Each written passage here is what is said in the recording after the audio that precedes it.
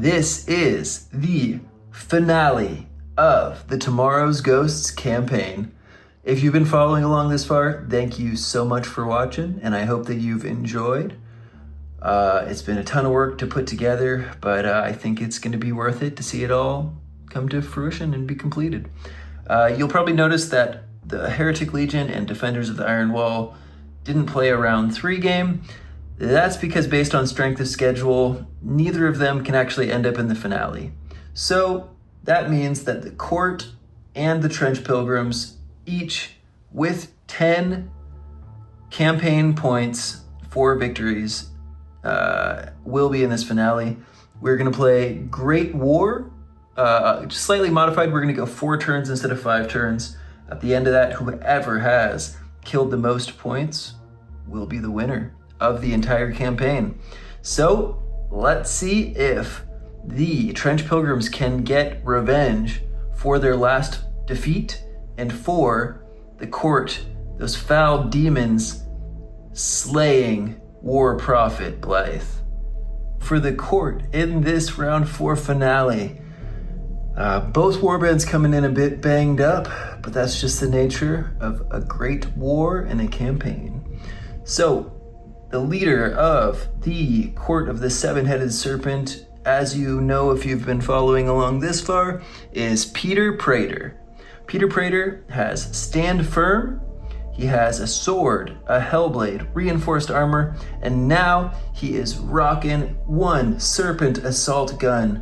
So he will be shooting interdimensional serpent demon spirits at his enemies, and we will see how brutal that can be. We also have a sorcerer with Burning Inferno, a sword, and reinforced armor. We've got 2 Hell Knights. One of them has Stand Firm, severe nerve damage, a great sword, and a trench shield. One of them has Athletic, Lost an Eye, a great sword, and a trench shield. We have a Desecrated Saint, always putting in work. He has a Hellblade and 2 swords. We have a single Pit Locust and 1 Wretched with 2 Trench Clubs. And if you've been following along our Trench Pilgrims, last battle, the War Prophet was felled in battle. So a new War Prophet rises to take the place of Blythe. This one's name is Wrist. War Prophet Wrist is coming and ready for battle. He has an anti-tank hammer, a war cross, reinforced armor, and an iron capriote. We have a communicant who has relentless charge, an anti-tank hammer, trench shield, reinforced armor. We've got a castigator who has zealot strength, a great hammer, trench shield, and reinforced armor. We've got the anchorite shrine with the Catherine wheel. We have 1 stigmatic nun with 2 swords, a war cross, and standard armor. We have 1 Trench Pilgrim with a bolt action rifle, a bayonet lug, and standard armor. If you are observant or just have eyes, you can see this sweet, sweet new board that we will be playing the finale on. This board is an awesome one, ladies and gentlemen. This board was built and painted and put together lovingly by my friend Mike. Mike is a hero, and he put this board together for our community when we were all first beginning to play this game. He also was the driving force behind helping get warbands together for everyone. So give a thumbs up or a like or just a you go, Mike, in the comments for just an acknowledgement of his effort. That'd be amazing. But as you can see, this is a really cool trench board. I also recently made these kind of neat smoke stacks with some like flickering LEDs in them. I think those are kind of neat as well. Yeah, so without further ado, we'll come back with turn 1 and we'll see how this one goes. Okay, so the first activation goes to the Trench Pilgrims. And we're going to start off with War Prophet Blythe. He is going to try to do his loudspeaker ability. Wait, it's not Blythe. War Prophet Wrist. Blythe is dead. Blythe is no longer with us. That's a very good roll. So everyone who can see an enemy can move 3 inches towards them. himself included. So he's gonna slide up a little bit. This castigator's gonna slide up a little bit, as is this nun. And then over here we're gonna have the big boy Anchorite Shrine just scoot up, as will the castigator, as he can kind of see the Praetor back there.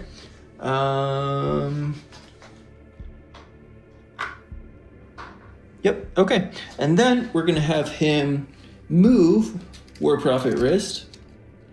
War Prophet Wrist is going to scoot up 2 inches, and then he's gonna climb 2 and then go 2 forward. And then he's gonna try to dash. He gets a 9, so he is all good on the dash. And he is just gonna kind of come up here, like so, behind that cover. Okay, so over here on the other side, the Hell Knight, who does not have nerve damage, is going to cruise on up 6. And he's gonna try to dash. And so here will be his dash attempt. That is exactly a 7. So I think he's going to just come over here a little bit. Well, no, he's gonna come and just wait right over here. Cool, and that will be it for him.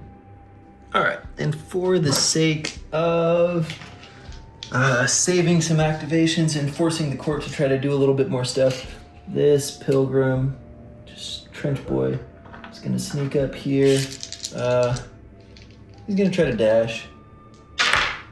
Nope, he fails, so that will be the end of his activation. All right, so this pit locust is going to move.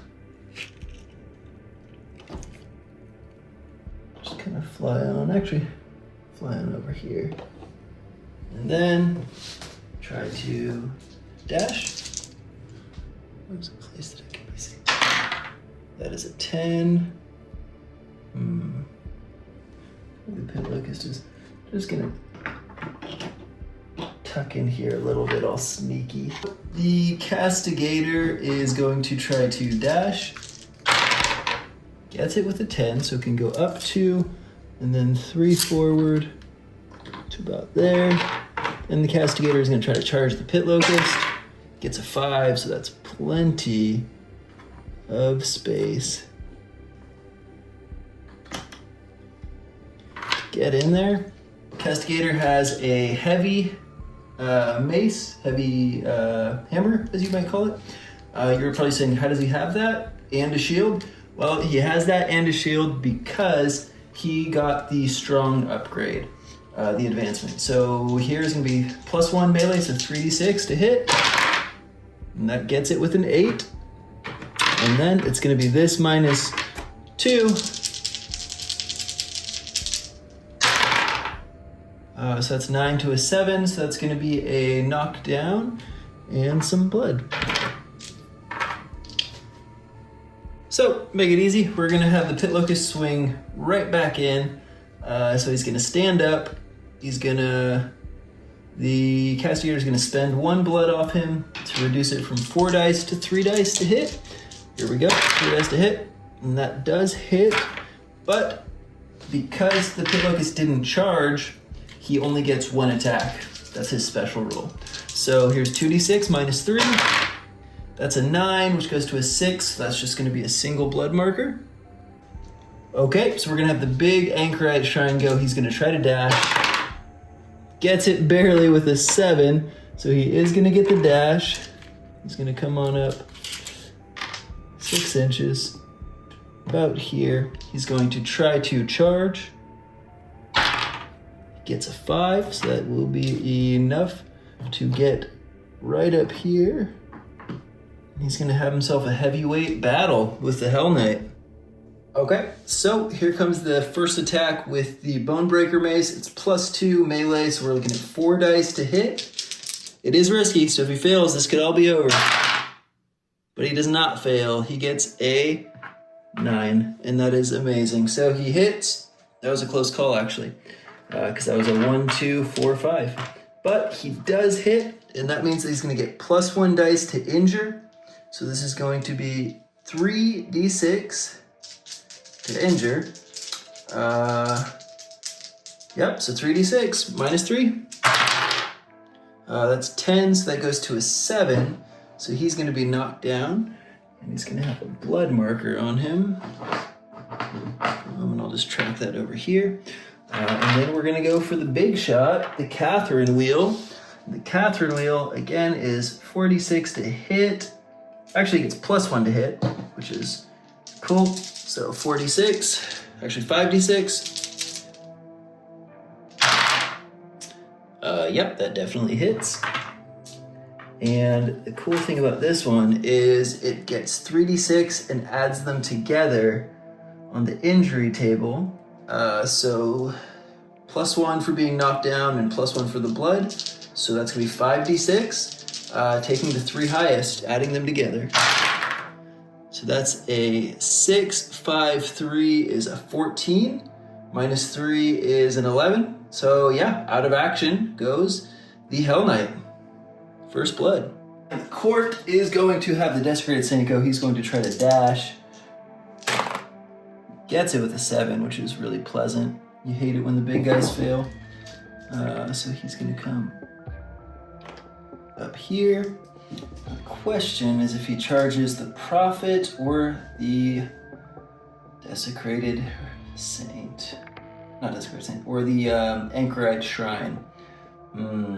I think he's going to go for the Anchorite Shrine. It's a little bit tougher. Let's see how far he is. He's about 10 inches. So he's gonna need a 3 to get within an inch. And let's see if he can do it. Nope, he gets a 2. I was just trying to remember what happens if you fail a charge in this game. I believe that you just go the distance and stop. So that's what we're gonna do. He's gonna come over here and stop. It's not the worst thing, because I think that's at least gonna put the no armor aura on that guy, so not bad. And you might be over here thinking, hey, why didn't you go for the War Prophet? That would have been closer, it would have been an easier charge. Mostly I just wanted to not spread out too much and kind of concentrate my fire where I could get multiple charges in. You know, if I'd gone for the War Prophet, then I'm kind of isolated over here, and then, you know, the communicant could kind of come in and probably bash me up. So, you know, we'll see. I don't know if that was a good or a bad call. But I think the next move is going to be to have the communicant go anyways, and he is going to try to dash. So here's his dash. Gets it with a 9, which is fortunate. You love to see that. So he's gonna come here. He's gonna try to go for a long charge on the Desecrated Saint, so we'll see. But that is a 1. So a 1 means he's gonna go 7 inches. So I think that's probably like 3. He's barely gonna get just up here. So that's okay. And back to the court. All right, so we're gonna have the Praetor go. He's gonna fire that Serpent Assault Gun, one of the coolest weapons in this game, at the Anchorite Shrine. So here we go, we're looking at 5d6, and that is gonna be a hit. Okay, and enemy models within 6 inches of the Desecrated Saint get, because of his Lust Aura, cannot use their armor, which is wonderful, especially against a heavily armored foe like this. So the Serpent Assault Gun is just gonna be 2d6, but ignoring armor, so here we go. A 5, that's not ideal, but that will be a blood, plus an extra blood for the gas, so that will be 2 blood. This weapon can fire twice, but if you fire twice, you cannot assault. So instead, I'm gonna just do the 1 shot, and then I'm gonna charge in. Let's make sure. Yep, that's a 2, so 2 plus 8 is a 10, so he is coming in. Okay, so I wanted to double check and make sure that the big Anchorite Shrine didn't ignore the gas keyword, he actually ignores shrapnel. So he does in fact take the 2. So the first swing here in melee is going to be with the Hellblade, and we're looking at 5d6. So here we go. And that will hit with a 11. All right, and so I did in fact spend the 2 blood markers to make this, instead of just +1 dice for the Hellblade, we're going to make it 5d6. But it doesn't ignore armor, no, it does ignore armor. Scratch that. Did I screw that up? I may have, but that's okay. Let's just keep it rolling. So 5d6, ignoring armor, take the highest. Yep, and that's a 10. So that is gonna hit through his tough. Okay, so his tough is gone. He is knocked down. So here is going to be the offhand attack with a regular old sword for 4d6. That will hit with a 10. All right, and also the first attack was with a Hellblade, so that's a fire keyword, so that'll be 1 additional blood. So he is knocked down and has a blood on him, so I spend the blood, so it'll be 4d6 with the sword. Here we go, ignoring armor. And that is an 10. So out of action will go the big boy.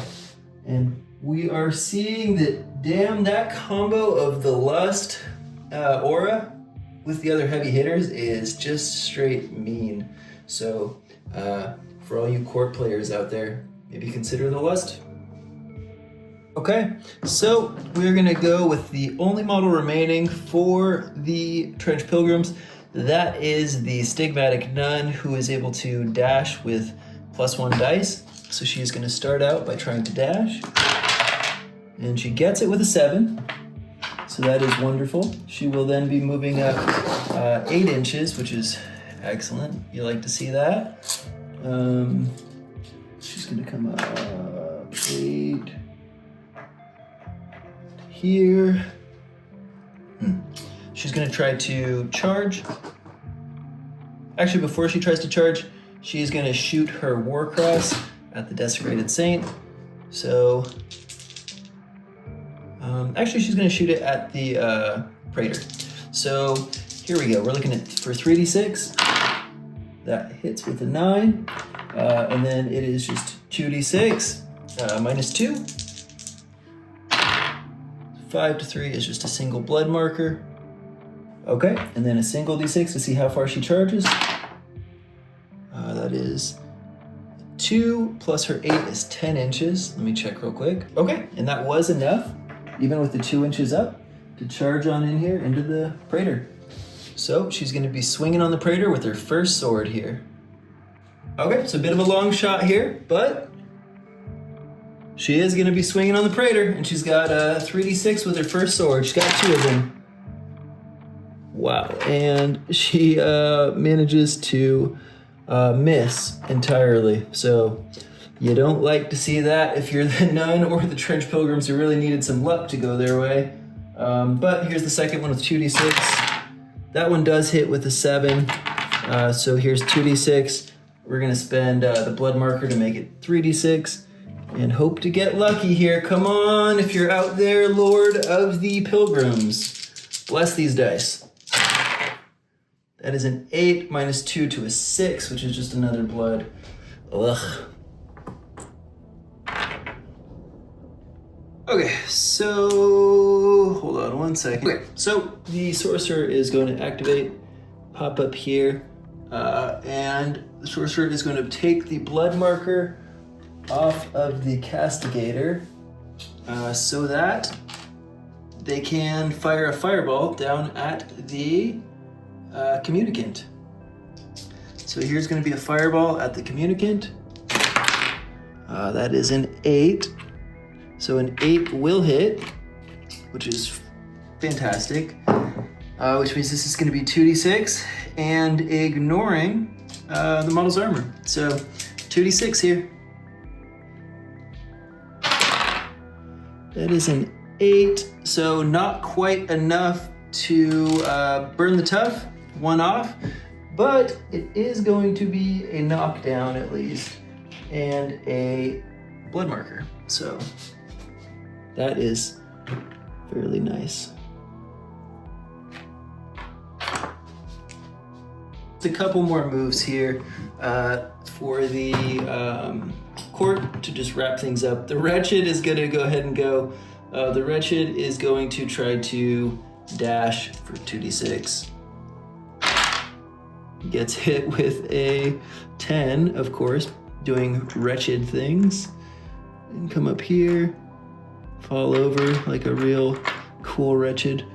And then the Wretched is going to try to charge.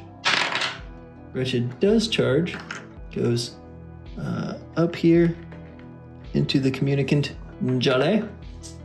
Communicant Jolly, old boy. So the Wretched has -1 dice to hit. So I'm gonna spend the blood and I'm gonna make it, actually no, I can't spend the blood to get more accurate, only on damage I think. So I'm just gonna be 3d6 and taking the lowest. Luckily, that actually does hit, even with the lowest being an 8. That is insane. Sometimes the Wretched do cool things. So I will spend a blood and make it 46, considering he has a knockdown on him.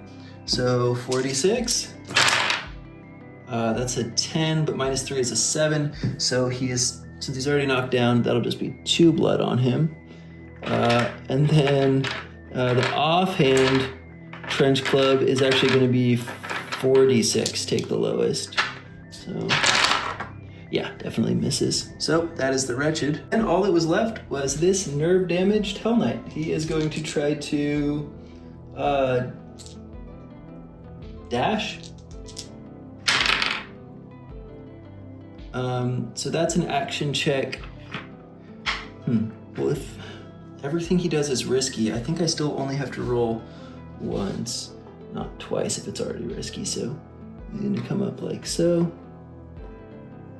He's going to roll a charge into the Communicant. So this is also going to be risky. Wow, he gets it with a 9. So let's see how far he goes. A 1 plus 6 is 7.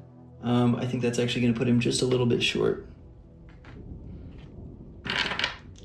And that is the end of turn 1. All right, so to start this turn, I think the only logical thing to do is start with Communicant Jolly. He does have 2 blood markers on him, which is not great. He is going to spend... Actually, I think he might be able to... Let me check his skills real quick. At the start of each of his activations, he can remove a blood marker from himself. He's going to get up. He's going to try to... he's going to try to charge the Desecrated Saint. The interesting thing is, he won't leave melee contact with the Wretched, so I don't think he actually will take a free strike. Let me know in the comments if that's correct, or if he just always would take the free strike. But I don't think he does, because he's not technically disengaging. He just kind of scoops around the Wretched. So, we'll see. But I think that's correct. So, now Communicant Jolly will strike. Okay, so the Communicant gets +2 dice to its melee attack, +1 because it has a relentless charge. The Saint is going to spend the blood, so it's looking at just 46 to hit with its big old anti-tank hammer. Let's see what can happen. Yep, and that barely hits. Holy crap. Well, that's better lucky than good sometimes. So he's going to have his 1 blood back for hitting. And then the anti-tank hammer is +1 dice to injury, ignores armor.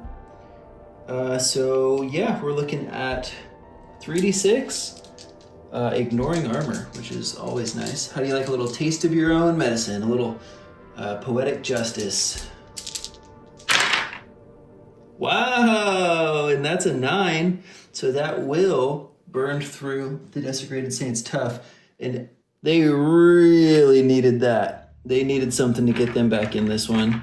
Because, yeah, it's not looking great for the Pilgrims, but hey, they can get back in it. Okay, so I'm gonna do a play by the court that's not the most optimal play. I think the optimal play is to go with the Praetor, but they are up so much that let's make it interesting and let's have good old nerve damaged Hell Knight try to charge in at Communicant Jolly. So yeah, let's see what can happen here. Can he charge? Every action, mind you, because of his nerve damage, is risky. Can he charge? Oh, he can. All right, it pays off. Any distance will get him there. So he's coming in here on Communicant Jolly. He does have a great sword or great axe. Let me check. Okay, so this is gonna be 4d6 here. Roll with the right colored dice. What am I doing? Yeah, so 4d6 to hit Communicant Jolly with the great sword. And that will hit with a 9. Okay, so it's +1 dice for it being a great sword, and then it is +1 dice for spending the blood, so 4d6 minus 3. That is an 11, but an 11 minus 3 is, alas, only an 8. So Communicant Jolly will be returned to his knocked down state. Yeah, and that's okay. That's not bad. All right, let's go with the Nun. The Nun is going to shimmy on over and charge into the Desecrated Saint. We really got to get rid of that Desecrated Saint here. So I think, once again, she can remain in contact with both of them. So we're looking at 3d6 to hit with her first sword. 3d6. That'll hit with a 10. He is knocked down, so this is going to be +1 dice. +1 dice, but it is minus 3 armor. So 5 is just a blood marker. Yikes. Okay, so here is the offhand strike. Offhand strike is a critical. That could be good. Okay, so 2 dice, +1 for knockdown, +1 for a critical, and then +1 for the critical. Keyword is 5d6. All right, here we go. This is gonna be 5d6 minus 3. Stinky. So that's a 9 to a 6. So that's just another blood marker. Yeah, let's spend one more. I know I'm not supposed to do this after the fact. You guys get mad at that, but I would have spent it if I had remembered the blood marker. So let's do the blood marker too. It doesn't matter anyways. Okay. All right, so this doesn't seem like it's going to be very nice for the Trench Pilgrims, but in war games, sometimes that's just the way it goes. You just gotta, keep playing it out and just see. You never know, the dice could go crazy cold or something, but the Desecrated Saint's gonna go. He is gonna stand up, so he will not be knocked down. He is on a blood, just so you remember out there. He's gonna swing his Hellblade at the Communicant Jolly. So this is gonna be 5d6 to hit. That will hit with a 9. And then he is going to be, since it's a Hellblade, it's 2 dice, +1 die for knockdown, +1 die for the Hellblade. So we're looking at 4d6, ignoring armor, into Communicant Jolly. And that's an 11. So let me double check to see if that kills him or just removes his tough. I think it just removes his tough. Yeah, I don't think he's lost his tough. So yep, that will remove his tough, but that will put him on 2 blood markers because he was already knocked down. And Desecrated Saint, OP as hell, never suffers offhand penalties. So here is 5d6, 5d6 for the offhand sword into Communicant Jolly. Let's see if he can finish him off. He does hit.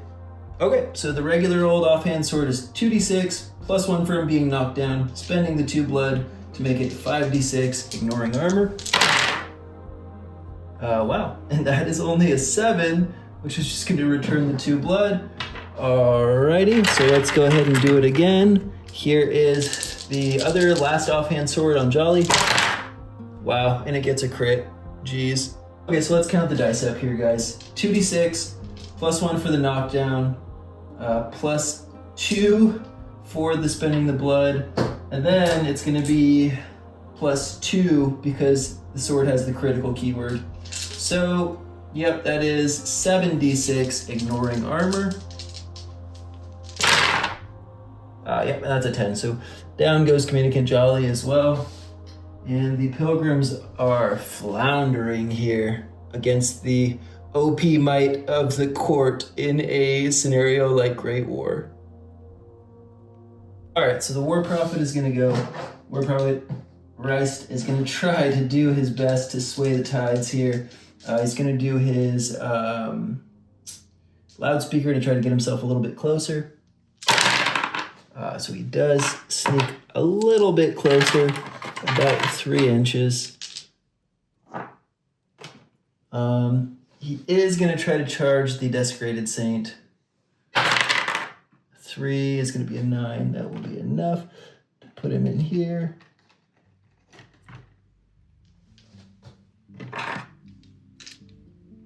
Alrighty, so this is big time. War Prophet Reist has the opportunity to get rid of that Desecrated Saint, which it might be too little too late, but it might be able to get them back into this battle. We will find out. He does still have the Castigator. The Nun lives for now. So, all of the marbles go to War Prophet Reist. Can he do better than his predecessor? Let's find out. The anti-tank hammer is +2 dice, so we're looking at 4d6 here. Oh, and it's a critical! That is what he needed, because this is a critical keyword. So, here we go. That will put a blood marker onto Reist, and that's okay. But, here's how it's gonna go. The Desecrated Saint already has 1 blood marker. So, this is how it is. It's 2d6, plus, he's gonna spend the blood marker to make it 3d6, plus, it is plus 2d6 for the critical. So we're looking at 5d6 here, and ignoring armor. So 5d6, here we go, moment of truth. And we got the 9. Down goes the Desecrated Saint, and damn, they needed that. Holy crap. All right, guys. So that is fantastic news. Jesus. Oops. So that's fantastic news. He's gonna get 1. Let me go grab the light. Okay, so that was big time, guys. Yeah, very, very good. The War Prophet is still engaged with the Hell Knight, but that's the nerve damage Hell Knight. And I'm gonna try to do a lay on hands to remove the blood marker from myself. No, wow, of course. Well, used up all the good luck. So we'll remain with the blood marker, but that's okay. And War Prophet Reist is a big game hunter. Big game hunter! Finally, the Trench Pilgrims have a big game hunter in their midst. And we're gonna find out if that can turn the tides of this battle. Alrighty, but unfortunately for Reist, we do have one real asshole there, Peter Prater. Peter Prater is going to activate. He's going to try to fire his Serpent Assault Gun into combat with the War Prophet, not even caring if he hits his nerve-damaged Hell Knight, because that's just how Peter Prater operates, ladies and gentlemen. No regard for life, demonic or mortal. So this is going to be 5d6 to hit the War Prophet. It does hit, so I think it's just good to go. I think it's only if you miss that it can hit your person. Let me know in the comments if that's incorrect. I feel like every game is slightly different on that kind of thing. But here we go. So that's 2d6. We're gonna spend the blood marker to make it 3d6. So here we are looking 3d6. That is a 6, so not great. That's just gonna return the blood marker. But actually it's gonna be 2 because it's gas. So yeah, here comes the assault. Comes on in.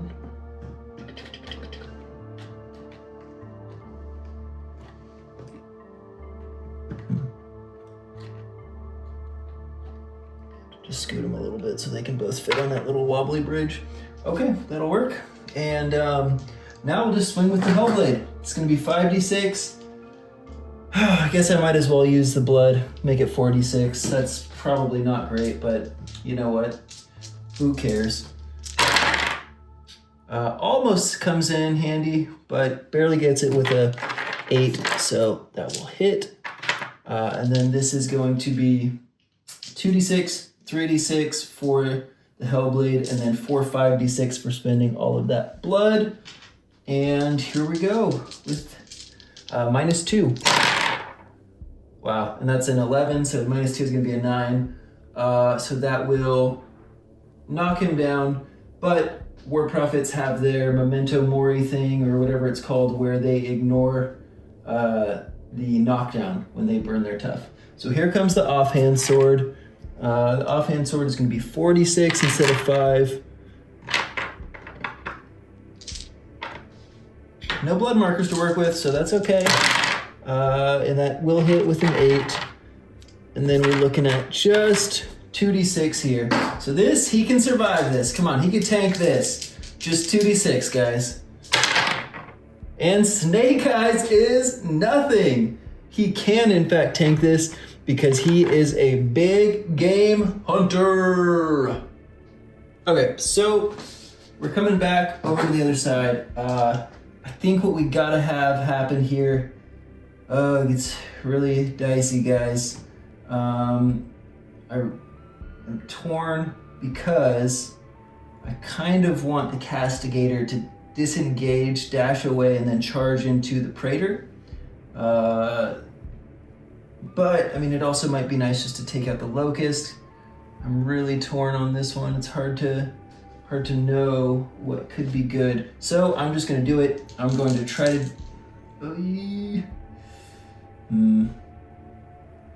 yeah, I'm gonna try to dash away. Gets it. Amazing. He's swinging over here as long as the Pit Locust doesn't take him out right here. But he's heavily armored, so I don't think he will. Let's see. Hits with the 10. Okay. And then an 8, but -3 is a 5. Awesome, that's exactly what you wanted to see. That's just a single blood marker. Woo! Okay, so now our boy is gonna charge on in. Any speed will get him there.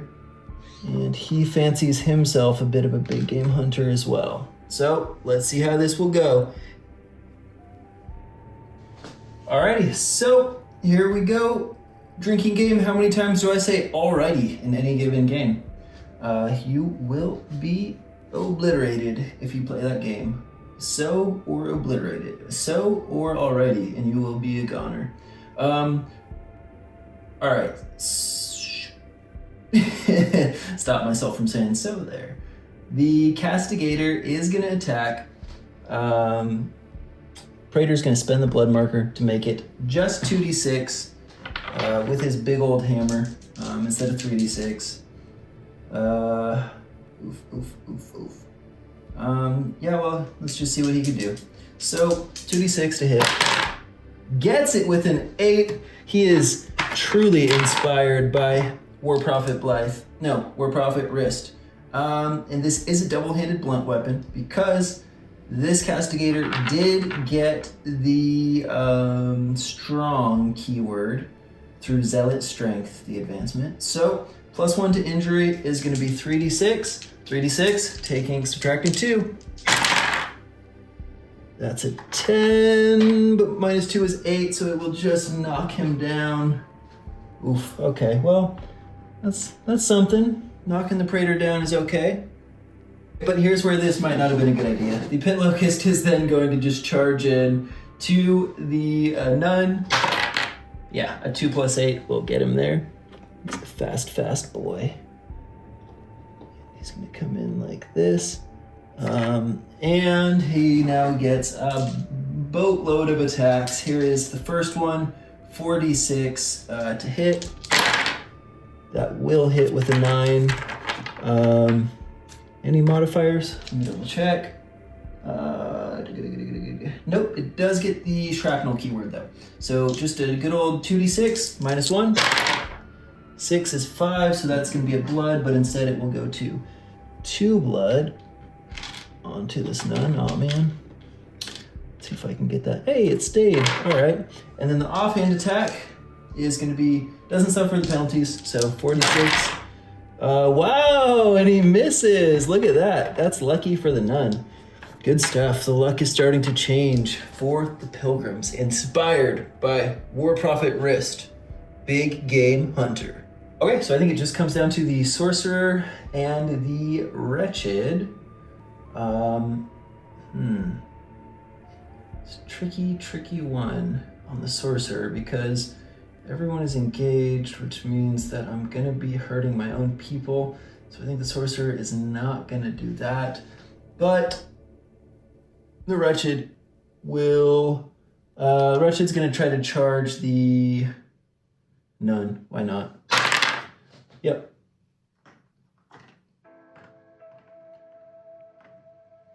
Okay, and so this is gonna be 3d6, take the lowest for the first attack. 6 will miss. The next one will be 46, take the lowest. Yeah, that also misses. That's okay, and that will end the turn. Uh-oh, we might have a bit of a closer one than it seemed like here.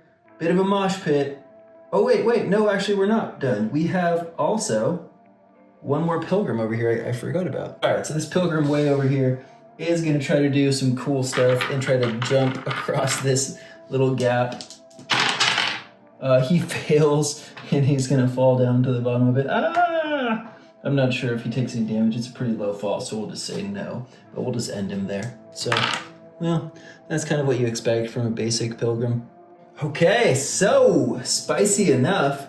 It is 5 models to 4 for the Pilgrims. So that means the Pilgrims get to go first.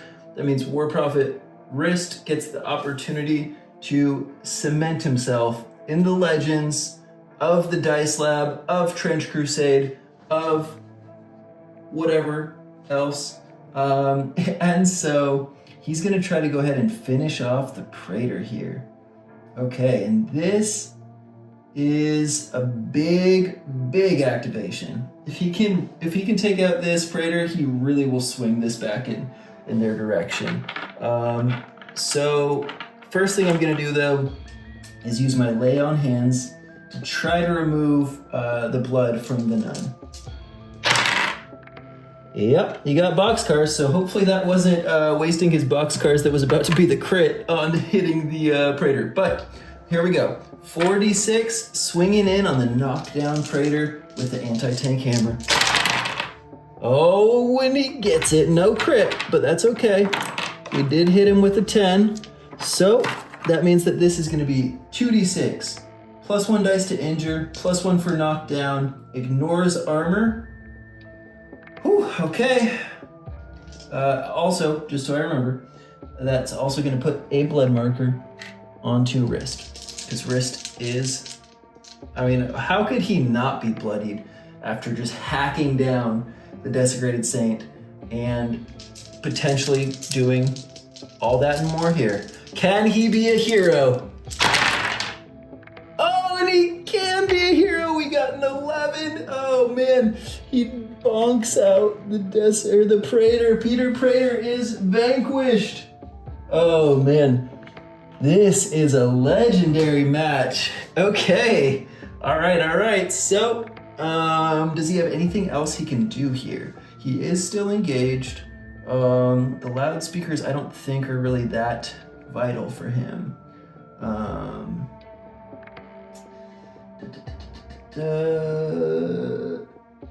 Okay, so I am gonna use his loudspeakers only because I don't want the sorcerer to drop a fireball onto the castigator's head. So I want to get him into close combat with the loudspeakers. So loudspeakers barely gets it with a 7, but I think he has to go towards the closest enemy. So I think that's just right back towards this pit locust. But hopefully that will keep him safe from the fireball. The sorcerer is a cruel jerk, and he's gonna take the, oh, there's no more blood. I want more blood. I don't want to take it from Blythe, but I'm going to. So here's what we're gonna do. We're gonna take the blood from him. Sorcerer is gonna go ahead and drop the fireball right on the head of Wrist. I keep saying Blythe. It's gonna be hard for me to drop that, but Blythe was a chump. Wrist is a hero with quite a kill sheet. So here we go. Sorcerer's gonna drop a fireball onto Wrist's head or attempt to. Let's see. If I fail, this could be very catastrophic because the Trench Pilgrims would be able to choose where it deviates. So it could fall right on the head of the Hell Knight. But if it gets a hit, it's gonna really have a good chance of just wrecking shop. And it does get a hit. Oh, that doesn't fare well for Wrist. Okay, so it's just 2d6, but this does ignore armor. So, the tough has been burnt through. So let's see what happens. Ouch. Yeah, that's an 11. The fireball just burns away Wrist. Oh no, that was harsh. Uh-oh. Okay, well, it is also gonna hit the Hell Knight by cascading because it's an inch, but it's not going to ignore armor, so minus 3. 7 to a 4 is gonna be a blood on him. Oh boy, that is another crazy turn of events. I think we gotta go with the Castigator. You're the leader now, baby. Castigator's gonna try to swing into the Pit Locust and bonk him real good. I'm gonna drop a dice, it seems like. So 3d6.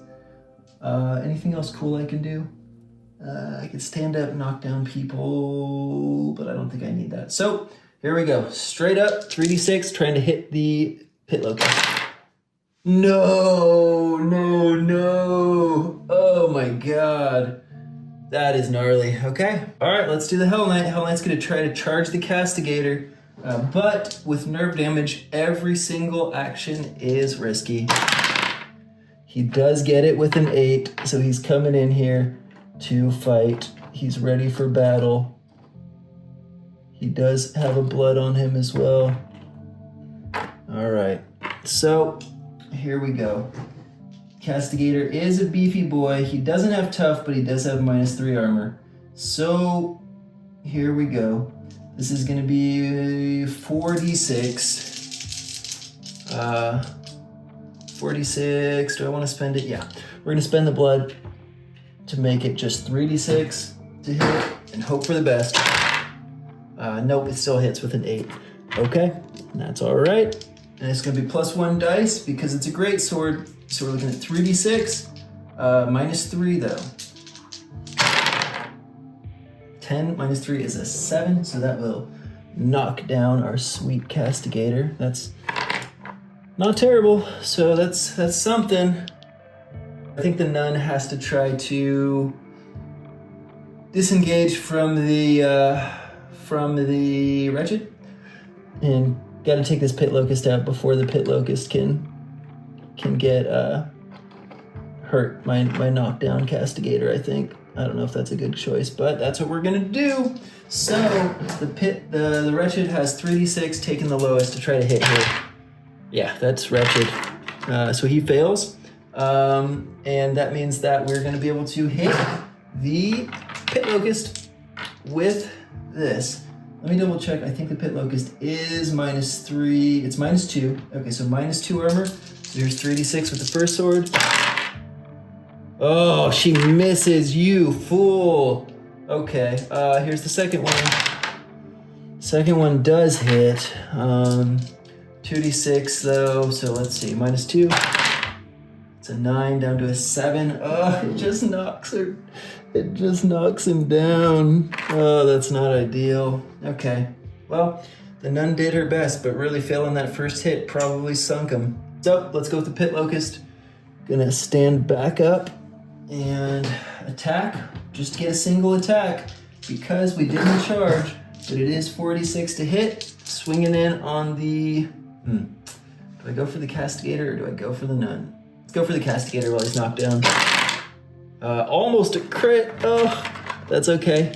So it is going to be 3d6, and it is going to be -3. So,